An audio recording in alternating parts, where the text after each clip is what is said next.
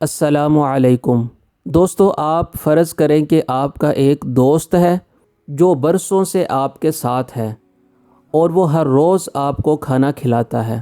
کبھی کڑاہی کھلا رہا ہے، کبھی پیزا کھلاتا ہے، کبھی فاسٹ فوڈ۔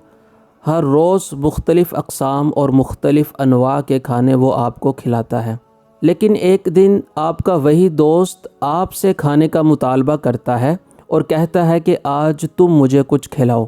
تو اس پر آپ کا ریئیکشن کیا ہوگا؟ آپ کا رد عمل کیا ہوگا؟ یقیناً آپ کا رد عمل یہی ہوگا کہ آپ اس کو کھانا کھلانے کے لیے بےتاب ہوں گے اور آپ یہ چاہیں گے کہ آپ اس کو بھی اچھے سے اچھا کھانا، مہنگے سے مہنگا کھانا کھلا سکیں۔ تو جب وہ فرمائش کرے گا تو آپ ضرور اس کے لیے عمدہ کھانوں کا انتظام کریں گے۔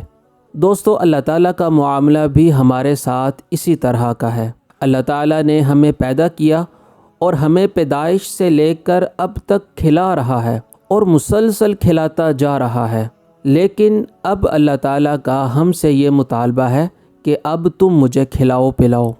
اللہ جیسی عظیم ذات ہم سے مطالبہ کر رہی ہے کہ اب تم مجھے کھانا کھلاؤ۔ یہ کیسے ممکن ہے؟ چلیں دوستو، ہم اس کو ایک حدیث کے ذریعے سمجھتے ہیں۔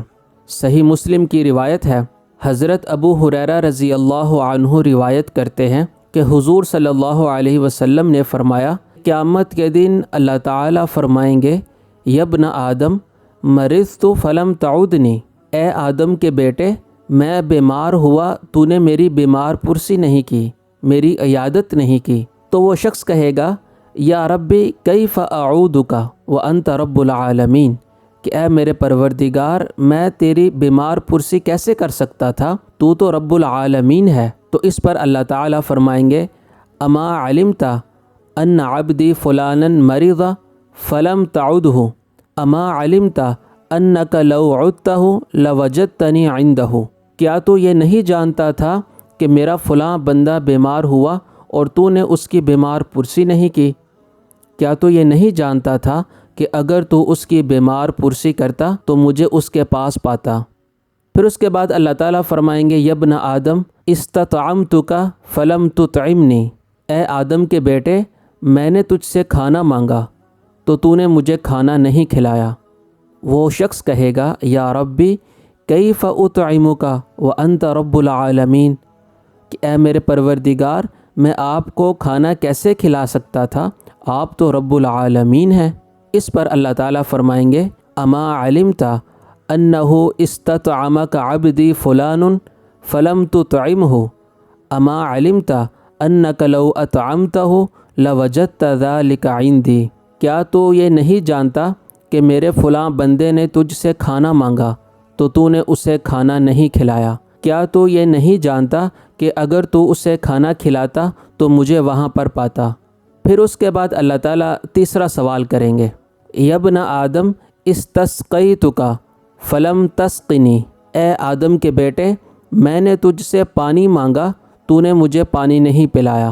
تو وہ شخص کہے گا، یا ربی کیف اسقیک وانت رب العالمین، اے میرے رب، میں آپ کو کیسے پلاتا، آپ تو رب العالمین ہیں۔ اس پر اللہ تعالیٰ کی طرف سے جواب آئے گا، استسقاک عبدی فلان فلم تسقہ، اما علمت انک لو سقیتہ لوجدت ذلک عندی، کہ میرے فلاں بندے نے تجھ سے کچھ پانی مانگا تو نے اسے نہیں پلایا، کیا تو نہیں جانتا کہ اگر تو اسے پلاتا تو وہاں پر مجھے پاتا؟ دوستو، پاکستان میں حالیہ سیلاب کی تباہ کاریوں سے کون واقف نہیں ہے؟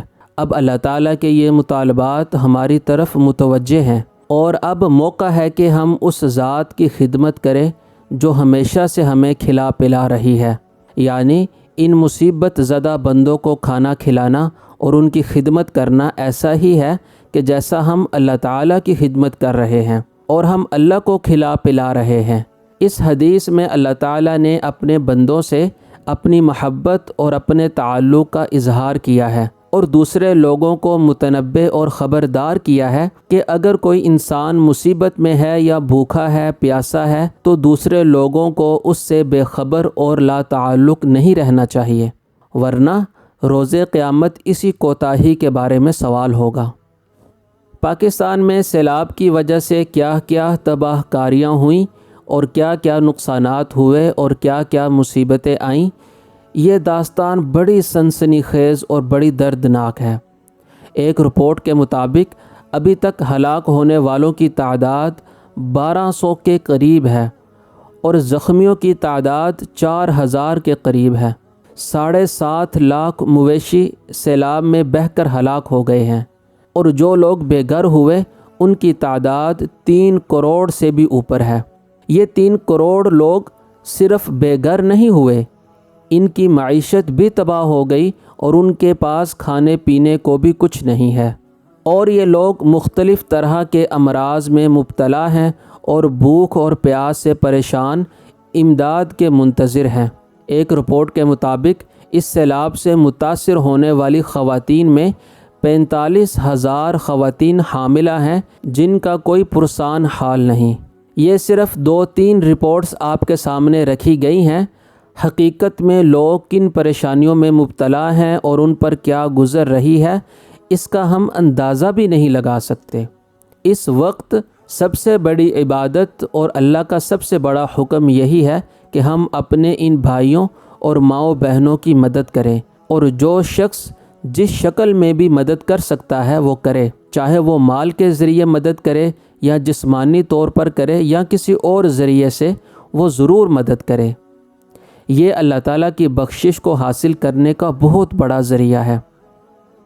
اور اگر ہم نے کوتاہی کی تو جب قیامت کے دن اللہ تعالیٰ ہم سے یہ سوالات کریں گے کہ میں بیمار تھا اور میں نے پانی مانگا اور میں نے کھانا مانگا اور تم نے میری مدد نہیں کی، تو ہمارے پاس اس کا کیا جواب ہوگا؟ ذرا سوچ کر دیکھیں۔